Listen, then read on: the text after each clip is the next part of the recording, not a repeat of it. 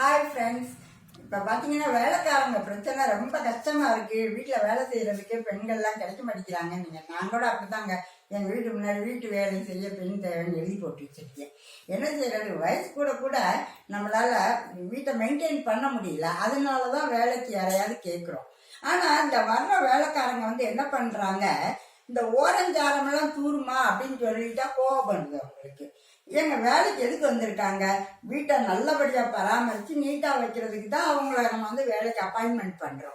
அப்படி இருக்கும்போது ஏதோ அப்படி அப்பார்ட்மெண்ட் வேலைக்காரங்கன்னு நான் ஒருத்தங்க பேர் வச்சுருக்கேன். என்ன தெரியுமா, அப்பார்ட்மெண்ட்டில் இந்த கட்டிலுக்கு அடியில் சோபா கடியில எல்லாம் பூனை திங்ஸாக போட்டு வச்சுருப்பாங்க சில வீடுகளில்.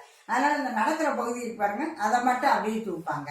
அந்த மாதிரி அப்பார்ட்மெண்ட் வேலைக்காரங்க வேலையெல்லாம் பண்ணக்கூடாது. நல்லா தனி வீட்டில் வேலை செய்கிற மாதிரி வேலை செய்யணும்னு வேலைக்கார பெண்கள் நினைக்கணும். கொஞ்சம் கூட அப்படி இல்லாமல் சம்பளம் மட்டும் வேணும், ஆனால் நாங்கள் வேலையெல்லாம் செய்ய மாட்டோம் அப்படிங்கிறவங்க எதுக்குங்க வேலைக்கு வரணும்? அதனால கொஞ்சம் யோசித்து பாருங்க. வேலைக்காரங்களும் கொஞ்சம் வேலை பார்க்கணும், பாத்திரம்னா சுத்தமாக கழுவணும் அப்படின்னு ஒரு இது வேணும். சரியா? ஓகே, பாய்.